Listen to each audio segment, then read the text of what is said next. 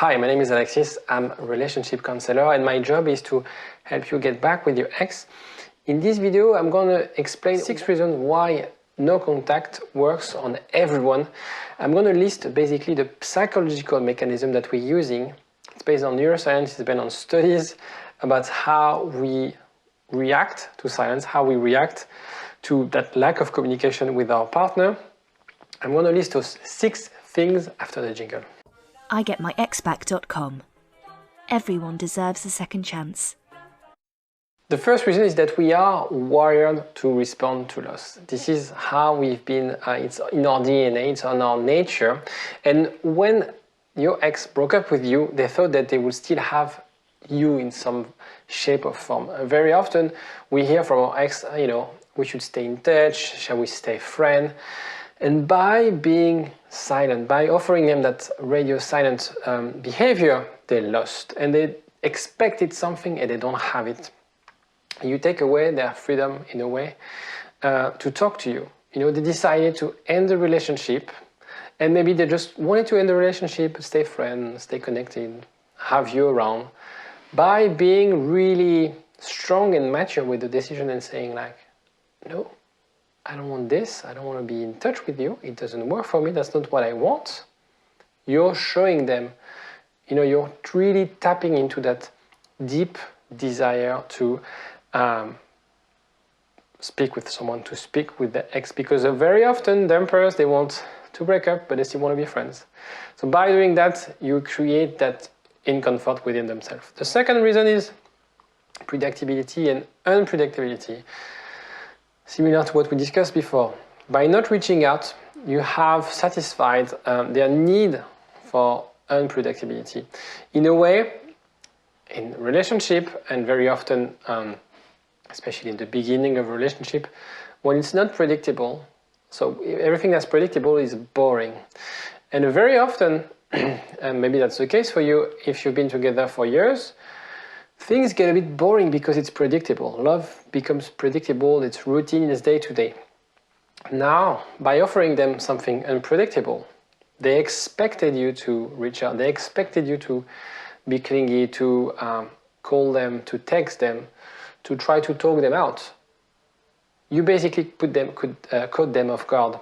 And so, in a way, you hook them back into your life. It's really another psychological strategy behind radio silence and no contact. Third one is that silence creates mystery. And the mystery is precursor of attraction.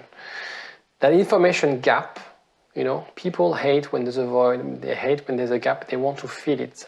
And they will create, when they don't hear from you, they're gonna start filling the blanks. And they're going to start wondering that something went wrong. They're going to start wondering, what is he up to? Is he dating or is she dating someone? They're going to start feeling that anxiety like, I want to know because we are all curious, right? And that silence creates that mystery, create that curiosity within your ex's mind. The other one is respect. You cannot love without respect. And what you're doing by doing no contact is you're really forcing them or pushing them to respect you. They decided to end the relationship. You've told them, I don't agree, but I accept. That's a very respectful position. And if the other way around, you're clingy, you're spamming them, you're contacting them, you're trying to convince them to take you back, they're going to start disrespecting you. They're going to start being nasty sometimes. And when you do that, it's going to be very hard for you to get back with your ex. So really remember that no contact is really how you can project that respect within your ex's mind. Another very famous psychological mechanism is scarcity creates value. It's very something that has been researched with marketing gurus. Anything that is about to disappear increases in value. Anything that is rare is increasing in value. So in a way, they took you for granted. They thought, okay, I'm going to leave that person, but maybe unconsciously they're like, who knows? Maybe they'll fight back. But by doing no contact, they don't have access to you. They don't have that certainty. They don't have that availability anymore. And if you've been together for years and months, This is really new for them, and that scarcity will really create that value. And no contact, therefore, will create that interest level, will really raise their interest level as a result of that scarcity. Now, the last one is really FOMO, the fear of missing out. By not reaching out, you've created that mystery that we covered. And they are wondering, what are you up to? What are you doing right now? I just want to be part of it. I just want to be there with you. And they're going to be second guessing what you're up to. They're going to be trying to figure out what you're going on. And you see all those mechanisms, regardless of if it's your ex is a male or female, or regardless of your age, regardless of your situation, these psychological mechanisms apply to everyone.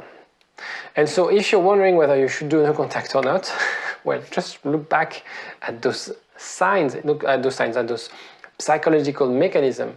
They work on everyone. If you are not sure whether you should start no contact, if you're not sure whether you should break no contact, how long should be no contact, don't hesitate to give me a call. I put a link in the description for you to get in touch with me if you have any question whatsoever. Don't hesitate also to comment on the video if you found that no contact was successful or not successful, or if you have any other types of question or comment, and I'll see you tomorrow. Bye-bye. I get my exback.com. Everyone deserves a second chance.